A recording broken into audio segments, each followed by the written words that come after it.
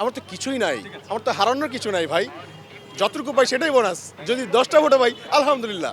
আমার অর্থের যোগান একদম সম্পূর্ণ জনগণ। আমার জামানত থেকে শুরু করে, আমার নির্বাচনের লিফলেট বানানো থেকে শুরু করে, এই যে সিট পেপার বানানো থেকে শুরু করে সব কিছু আমার ভাই বন্ধুরা দিয়েছে। এখন পর্যন্ত অলমোস্ট হচ্ছে আমাদের প্রায় 1,20,000 টাকার মতো খরচ হয়েছে। হ্যাঁ, হাইকোর্টে রিট করতে টাকা গেছে, অ্যাডভোকেটে ফি দিতে হবে।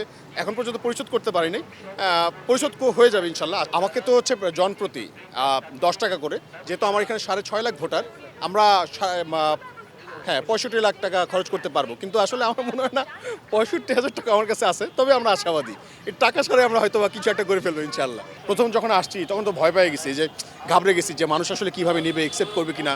তখন আমি মানে ভয়ে মানে জোরে নামাজ পড়তে গেছি, তখন আল্লাহর কাছে সহযোগিতা চাচ্ছিলাম, আল্লাহ একটু সহজ করে দাও, আমাকে একটু পথ দেখাও, একটু হেল্প করো, আমি কী করবো আমি বুঝে উঠতে পারতেছি না। তো আমি যখন বের হতে যাচ্ছি তখন পিছন থেকে একজন ডাক দিল, আপনি রনি ভাই না? এদিকে আসেন, কী হয়েছে, আপনি প্রচারণা করেন না কেন? ভাই আমি আসলে সাহস পাচ্ছি না, কীভাবে শুরু করবো।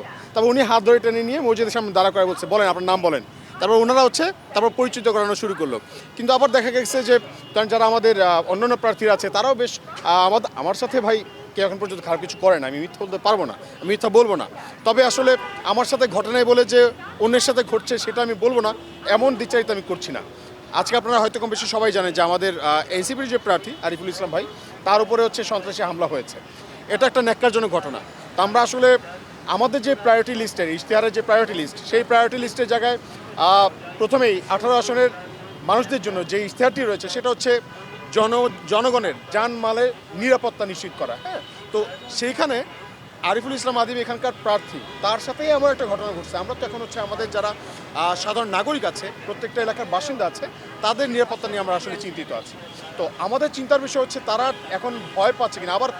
আবার একটা যদি ভয়ের রাজত্ব কেউ কায়েম করে, যে যদি মানুষ ভোট দিতে যেতেই চাচ্ছে না বা ভয়ে যাচ্ছে না, তো এটা হবে আমাদের হচ্ছে জুলাইয়ের সবচেয়ে বড় ব্যর্থতা। জুলাইটা ওইখানে হচ্ছে মাটিতে নষ্ট হয়ে যাবে। তো আমরা আসলে জুলাইকে নষ্ট হতে দেবো না। আমরা হাদি ভাইয়ের মতো বলতে চাই, জান দিব কিন্তু জুলাই দিব না।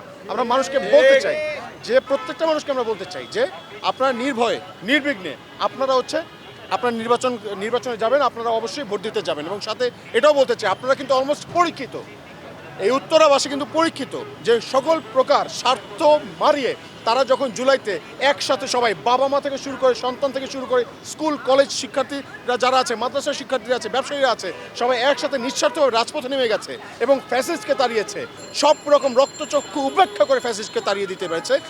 এই এলাকাবাসীকে কোনোভাবেই ভয় দেখিয়ে ভোট কেন্দ্রে যাওয়া থেকে কোনোভাবে বিরত রাখা যাবে না।